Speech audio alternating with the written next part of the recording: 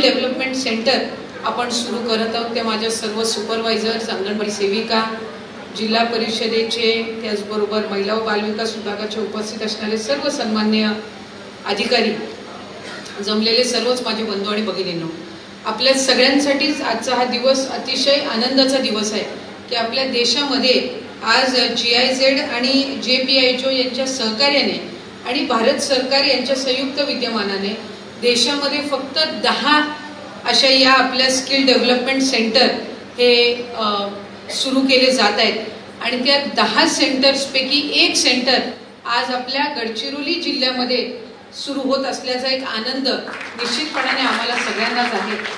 आणि खऱ्या अर्थानं देशातील 10 जिल्ह्यांपैकी ज्या वेळेला महाराष्ट्र राज्याला संधी मिळाली की त्यांनी त्यांच्यापैकी एक जिल्हा निवडावा, त्यावेळेला आपण गडचिरोली हा जिल्हा निवडला।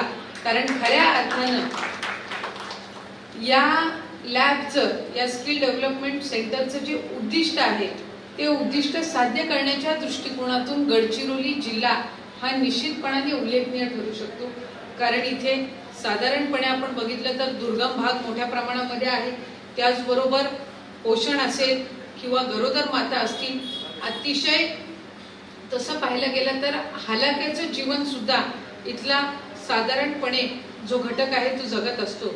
आणि अशा वेळेला इथल्या ज्या आमच्या सुपरवायझर आहेत, अंगणवाडी सेविका आहेत, यांना जर या लॅबच्या माध्यमातून, यांना या स्किल डेव्हलपमेंट सेंटरच्या माध्यमातून जर चांगल्या पद्धतीची ट्रेनिंग आपण देऊ शकलो तर सर्वात चांगली मला वाटते आपल्या विभागामार्फत जे आपण पावलं उचलू शकू तर ती या जिल्ह्यापासून सुरुवात होऊ शकेल।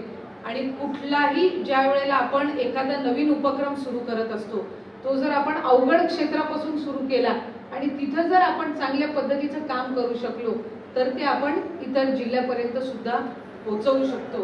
त्याच्यामुळे आज आपण जी स्किल डेव्हलपमेंट सेंटर आपण सुरू केलेलं आहे याच्यामध्ये प्रत्येक मला वाटते सेशनमध्ये आपण 30 अंगणवाडी सेविका किंवा सुपरवायझर्स यांना ट्रेन करू शकत असतो। त्याच्यामुळे आज या स्किल डेव्हलपमेंट सेंटरची सुरुवात होत आहे।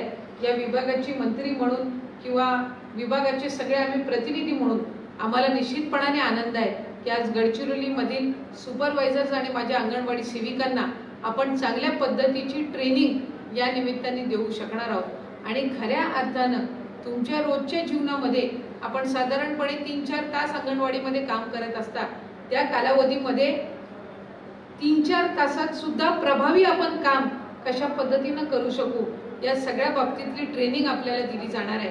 आपण ग्रोथ मॉनिटरिंग आपलं डिव्हाइस असतं, GMD डिव्हाइस तुम्ही साधारणपणे बघत असता, त्याच्यामुळे त्या GMD डिव्हाइसमध्ये सुद्धा आपण कशा पद्धतीनं मोजमाप करावं जेणेकरून चांगला ॲक्युरेट डेटा त्या निमित्ताने आपल्याला उपलब्ध होऊ शकेल।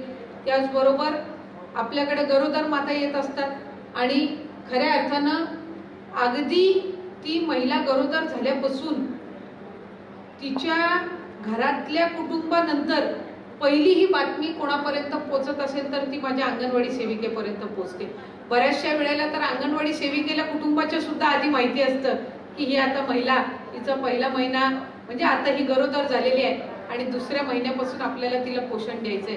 त्याच्यामुळे या सर्व कालावधीमध्ये तिला लहान म्हणजे अगदी दुसऱ्या महिन्यापासून तिला ट्रेन करणं की बाबा तुझे हे आता 9 महिने आहेत, त्याच्यानंतर डिलिव्हरी आहे, त्याच्यानंतर स्तनपान आहे, या सगळ्या बाबींबद्दल आपण प्रभावीपणे त्यांना कशी माहिती द्यावी किंवा कशा पद्धतीने त्यांना मार्गदर्शन करावं या सगळ्या गोष्टी आपल्याला या आपल्या स्किल डेव्हलपमेंट सेंटरच्या माध्यमातून कळणार आहेत। माझ्या आयुक्तांना विनंती राहील की आपल्या संपूर्ण राज्यामधलं हे पहिलं स्किल डेव्हलपमेंट सेंटर आहे। याच्यानंतर केंद्र शासन आणि GIZ ज्या वेळेला प्रयत्न करेल त्यावेळेला या सेंटरची संख्या वाढणार आहे, पण आज आपल्याकडे उपलब्ध असणारं हे एकमेव सेंटर आहे।